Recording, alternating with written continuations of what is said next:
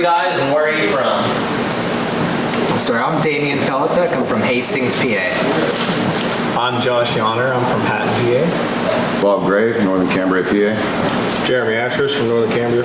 Mike Davis, Garmentown, PA. And you guys are Negan. We are Negan. Everybody's Negan. Yeah. Yes, we're all Which you guys are here today because you put out your album and you guys are doing the party for it. And we're here at Hastings, at the VFW building, Hastings. For the new album, what's it called and what's it mean to you guys? Take that, Mike. All right, album's called Burnt Pages. It's about not hiding the truth by burning pages. Any book you read, any type of words you want to say, they have meaning, and you can't get rid of that by burning it or trying to hide it. It's always there no matter what. That's the title of the album, Burnt Pages. Burnt Pages, okay. Which I didn't get the actual release CD. I recall just seeing the Negan, but I noticed Obsolete, the song Obsolete, which it sort of goes into that sort of concept. And I think sort of into sort of Facebook and YouTube, how most people get their voice out nowadays through digital means. And That song is based on an old Twilight Zone episode called The Obsolete Man, where basically he was getting executed because he was a librarian. That's where they burned down the library, burned down the church, because in their society there's no God, there's no books.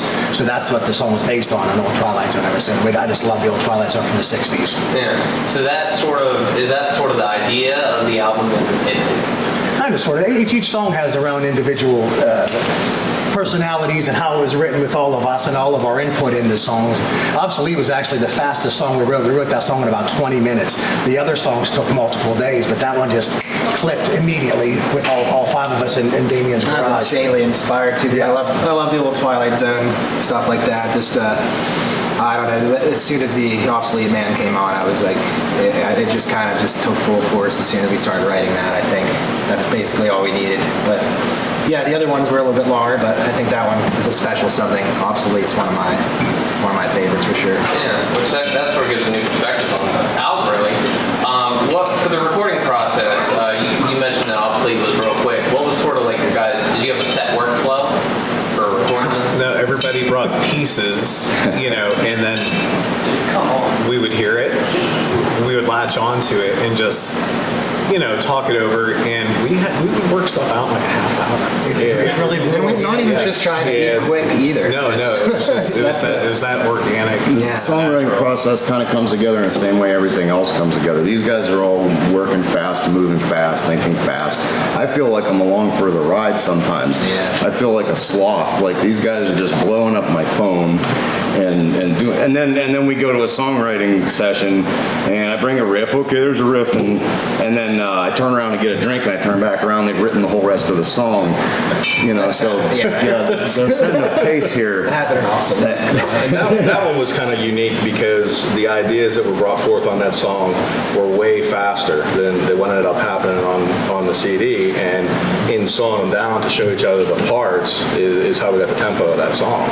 So, and we rearranged a few parts, one part in front of the other, and we had some ideas for the ending part, but it was really unique how that came together, being that the original tempo was being envisioned way faster than that. So you mentioned you guys blowing up your phone, basically. Do you guys sort of like message back and forth about this while doing the songwriting? Well, it's just during everything, getting gigs, promoting gigs, writing songs, everything. I think any kind of that decisions. comes together mostly when we're together. I'm sitting there watching a movie, and I turn my ringer off. My ringer's always off on my phone. And then I look, and they've added another 10 miles to the message thread, and we got to catch him up once a week. You got to go down. It's like, oh, okay. Do you guys feel as though there's more people at the helm and sort of guide it, sort of as you were saying, and some people more might do supporting roles? The reason we chose Negan is he's the bad guy from The Walking Dead. Also, he is a shaman, and everything's about equal. Like, we don't introduce ourselves as Bob, Jeremy, Mike. Josh or Damien. When we're on stage, we're all Negan. When we play, everybody's Negan. We're all the same. So there's no leader of the band. There's no weak link. There's no strong link. We are all equally as strong as we are together. So if one of us are missing, the link is gone because we're all the same. That's why it keeps egos down because we're all alpha males. Every single one of us are alpha male musicians, and we have to. Yes, and we have to have that equilibrium. That's kind of why we kind of chose that and then chose that philosophy on how we're going to do this music. We all stay equal. I'm Negan. We're all Negan. You're Negan we're right all now. great friends. And you owe before us the after band, shoot. too. When Mike came back from Texas, was it about Almost a year, yeah. This he July. just wanted to put, the best players that he knew and I knew, and brought us together finally. This is like the dream band for us. Yes. We've known each other since high school, but we've never been in a band together until now. Bob, Damien, and I, we played together. We were in a Mike metal and- band for 5 years together back in the late 90s. Yeah. I got him out of retirement. Yeah, thank God. He's probably regretting it now. But no, I've been playing 30 years, and it took me 30 years to get the best band I've ever been in together. So, And yeah, so you guys are recent. I forget who I was talking to. You mentioned you guys just sort of came together recently. so last July we put last the band July. together. 4th of July over in Patton, me and you. Yeah, we're watching fireworks. We're like, dude, we gotta get everybody. It was confusing for me because I know Mike to be a drummer, and Josh is a bassist, so I'm like, why am I'm a bassist and a drummer too, you guys are already taken care of, so I ignored the chat for a while. No, and it wasn't any offense, I just, I was confused, but when I came to, I'm like, wait a minute, Mike wants to sing, so like, I almost missed my chance to be in it, so glad I came around. So. Yeah, we would have We're glad kidnapped you you finally anyway. hit accept. Yeah, I was. Yeah, the group chat was like. Because I'd called Josh numerous times and hey, is your buddy got a freaking, I didn't know Damien, but I met him Yeah. one time, Yeah, a long time ago, and I said, you're going to answer his chat? And finally he called us like, answer the chat, you're the drummer. He said, oh, okay.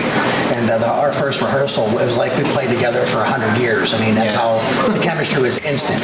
So, And all of you guys were together the first. no, Jeremy joined at the second gig. The second gig. Yeah, I think I came aboard the end of September and slammed 36 songs in 3 weeks to play a Halloween show at the Grove. So close to 36 songs, yeah. So you guys have a lot more material than what's necessarily on the CD. Yeah, well, we have the 4 originals, and I currently have about 8 written now. I know these guys have a bunch written. We're gonna take most of the summer off to put a full album together, a couple of smaller EPs. We're not sure what route we're gonna take with that, but It being so new and doing so much, just gigging constantly too. So Just to get our name trying out to keep there. this- We're playing. I don't even know 8-week stretch now. This is We unbelievable. wanted to get something out. The songs that we wrote we were so excited about that we didn't want to set on them until fall when we wrote and did a full album. So that's why we wanted to get the 4 tracks laid and get everything out. So. Which to me, that seems like what a lot of bands that sort of pick up momentum real quick. They, write an album or get an album out, gets either an EP or an LP, and then just tore that album basically, because it gets your name, it gets your solid name out. Because if you don't have an album or some solid piece that someone can go to and listen to it, even if you have a bunch of originals in your show, they might hear a different set each time. They might hear certain covers, and just it seems like that seems to be the way to go. Yeah, we can be pretty happy to say that this identifies us as our first EP. Yeah. Like, I'm proud of that. the music wasn't rushed, but the process of getting it recorded was. It was. We went to Rick Golden's studio up in Summer Hill. He'd been referred to us by multiple other musicians that we have mad respect to, and we went in there very prepared. We played, we practiced and practiced and practiced these songs to make sure that when we went to the studio, there was no messing around. We got our time in, got it done right, and it took us. Was it 4 days? I think it was 4 total days. It was 2 weekends. 2 weekends, and that's what you got. The drums were one take. Yeah, he did. All the drums were one take. Yeah, that's all. To a Everything. metronome or No. Actually, no. Being that this is an EP, I think, not that it was. I mean, I don't know if it goes in accordance with it being rushed, but I I think we just had an attitude. We wanted to go in and just get it, just Balls in. raw factor. Yeah, we wanted to have that feel like the live feel that we have when we play. Which you can get that sense from it. You always, as a drummer, you want to get used to playing to a click track, being perfect, keeping everything in line. But I think I have no regrets as far as the first EP. Like It sounds good. Very tight. I wouldn't even know. yeah, Way. well, that's great. But like I said, I have no problem in the future doing that. But like this is gonna be, it's kind of like our baby, our EP. And I have no problem with it. So I'm very pleased with I'm what very Rick did. pleased with how I'm We gonna gave him mastering, mixing, producing, engineering. We gave him credits for everything because he really pushed us hard. Bob was doing solos. Bob, do it again. Bob doing this. Bob, do it again. Bob, do it again. He must have had. I didn't mind. I don't No, mind. I'm saying, but he kept pushing us, and every time I was singing, Mike, dude, sing that one again. Jeremy, play that again. He didn't have to tell it to Damien because Damien knocked it out of the park first it was one. a quick day. It was a Yeah. quick day. It went very fast. It was like 4 hours in the studio. We had all his drum tracks done and half of the rhythm tracks and the And bass. the bass. That was our first day. I mean, we really went in there with the mindset to get this knocked out, budget-wise, because it's not cheap to record anything, no matter where you go. And Rick's one of the best I've ever dealt with in the 30 years I've played, and he's incredible. Yeah, he didn't let us down. Everything that we had heard about him as far as how great he was, he didn't let us down. And the ideas that he threw at us, and like you were saying, play this again. What do you guys think about if you change this? And everything he threw at us was great. So That's why I we give were him- very happy with him. That's why I give him the producing credits, because he did basically produce his album for us as well. Do you guys feel as though you're definitely a stronger band from before you started the sessions and Oh, absolutely. just sort of getting forced into those timelines and It's stressful because we all, families, work, different things that we have going on, and we're all dads. We're all dads, and that group chat. I mean, that's what Bob was saying. There'll be a thread of 800 new messages before you can get to it, because me and Damien handle a lot of the merchandising, a lot of the advertising, the promotion. Me and Josh work on getting bookings. Me and Josh work on Set list. and getting sound engineer set up.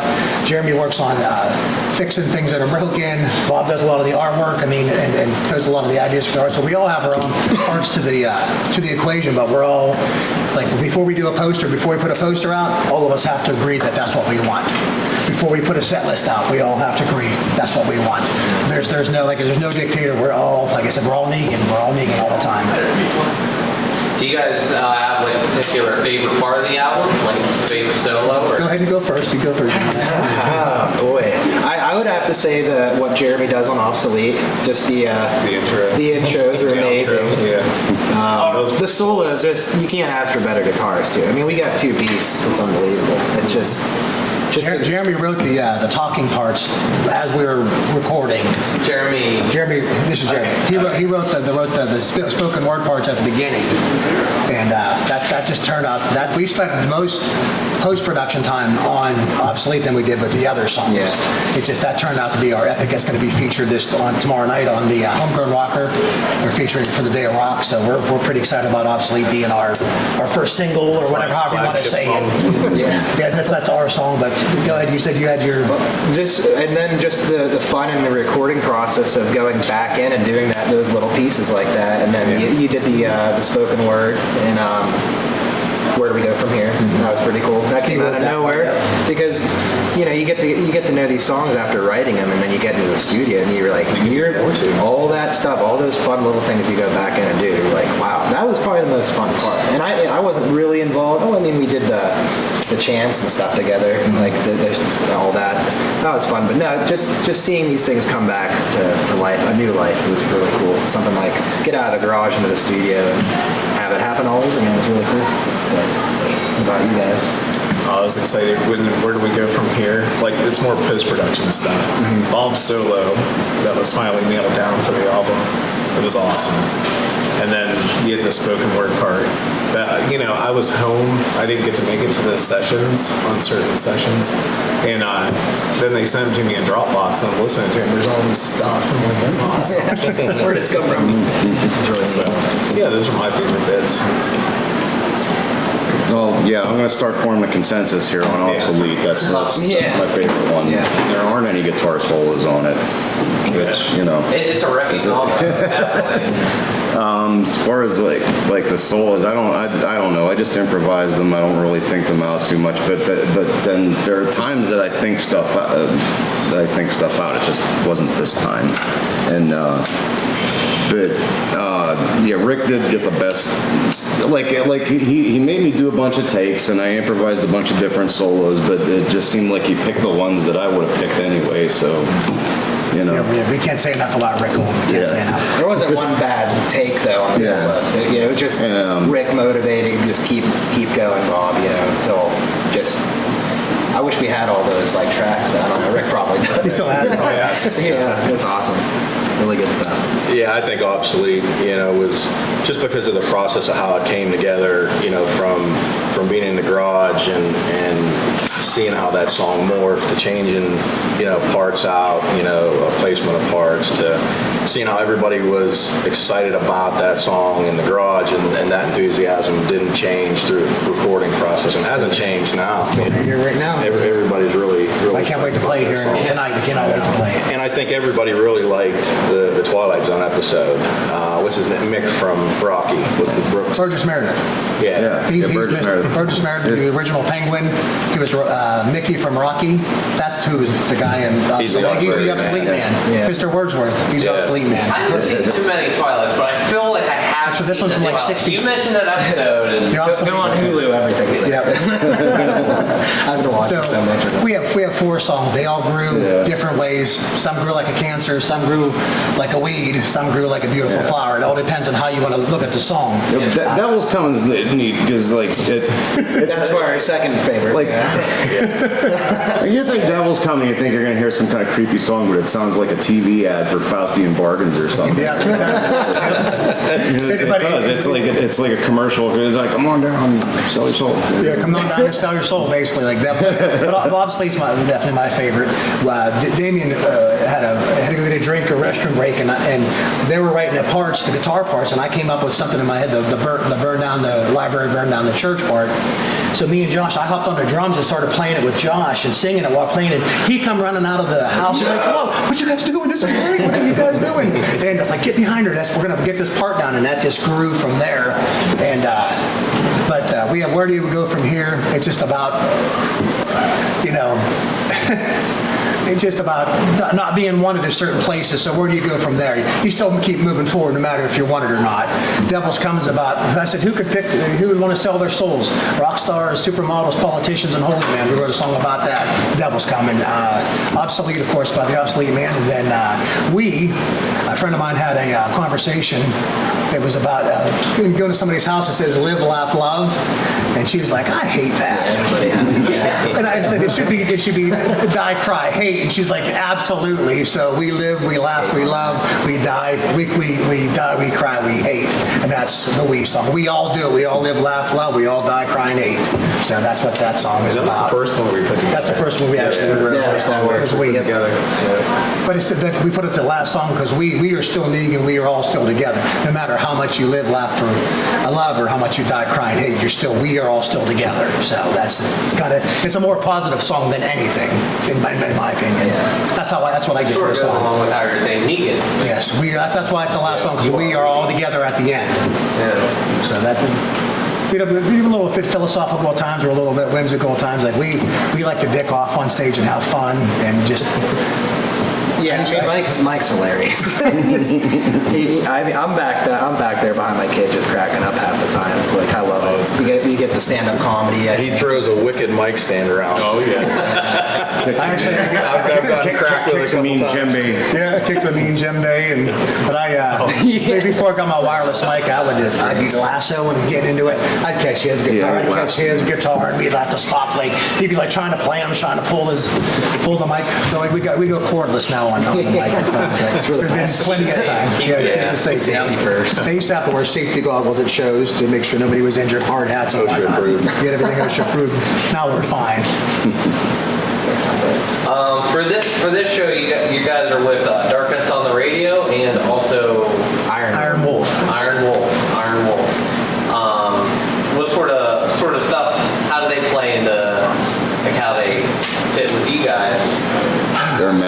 They're metal.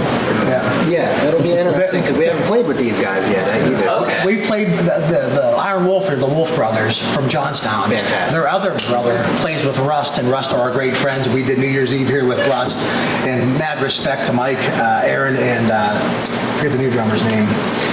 But anyway, They did it. They had a switch. Yeah, they had a switch Okay, drummers. so They had a couple lineup changes in the last couple of months, but we went and saw, they have another band called Kindred Fury. It's all the brothers, and they play a bunch of rock and roll, and I was like, man, I like these Wolf Brothers. And I called up Alec, and I was like, hey, you guys want to do a metal show with us for our CD release? He's like, absolutely. Cinco de Mayo Vets, he's like, bring it on. So we've never actually heard them live, but I've seen some videos online, and incredible metal band. They're going to probably do about 30 minutes originals and then another 30 minutes of covers like Iron Maiden, Dio, Deep Purple.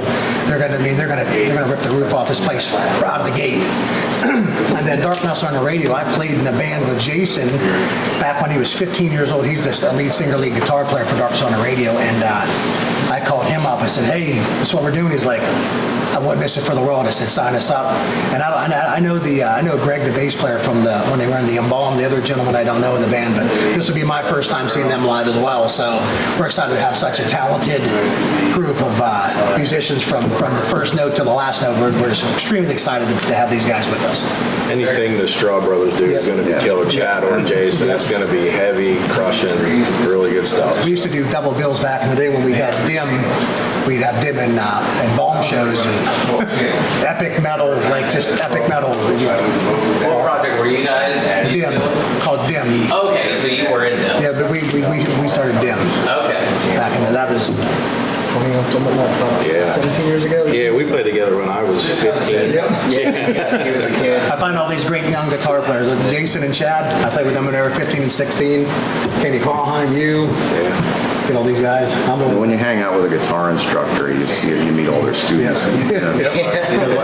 My teacher taught him, Straw Brothers, Robbie from High Tide. You know Rob Satil? He's another guitar player that he actually might be filling in while he's on vacation. Canister.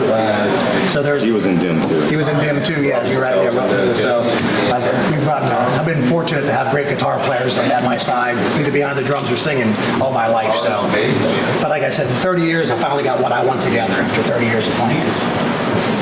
For your after this album, you said you had 8 songs written. What are your plans? You mentioned do a couple EPs possibly, or is sort of up in the air? What the trend is now is, for instance, Smashing Pumpkins are going to release 2 EPs this fall. Nobody wants to wait for 10 or 12 songs. They want it's just America or the world now. They want instant satisfaction. So you give them 4 or 5 songs every 4 to 5 months, every 6 months. It keeps that palette wet of new music. So I think we're probably going to try to do 5 or 6 on the next EP. People buying downloads of single songs. It's a market, Yeah. And we're going to work on getting digital downloads together. That way we can sell them by the track, or you want to buy the full disc at a show or whatever. I'm a big fan of having a disc to look at and touch and taste and feel. It's all there. Yeah, definitely. See, I listen to albums myself in my car. And, Spotify is just not as. For myself, I like listen to a song. I'm like, oh, I want to listen to that one. When I have a CD, I just listen to the album. Just listen to it as an album. Right. Yep. I've had Ghost Infestissimum in my truck stereo for like months now. That's all I listen to. That's the best way to do it. You build like a relationship with that album. The thing with us too, we're so diverse as far as our musical taste. I like everything from Frank Sinatra to Slayer. I'm a big Dean Martin fan. I love bluegrass. It's crazy. You like the jam band stuff? Jam band stuff. Yeah, anything. We all have metal hearts, It's our hard rock and metal roots and hearts, That's being a musician now. I mean, you got to have an ear for everything. But going back to all these guys, hanging out with students and all this, just goes to show you how just this area you wouldn't think, but how many amazing musicians there are in this area. And it's really cool that Altoona, you guys are doing this. And we appreciate you doing what you do too. Keep people's eyes on the music scene. Yeah, that's cool. Yeah, it's unbelievable how much talent's in this area, man. It's all crazy. Just trying to bring together all the different local acts. There's a whole slew of different types of acts that no one even knows about because there's not really venues to support certain types of music. I know, I'm not sure if anyone knows Australia. I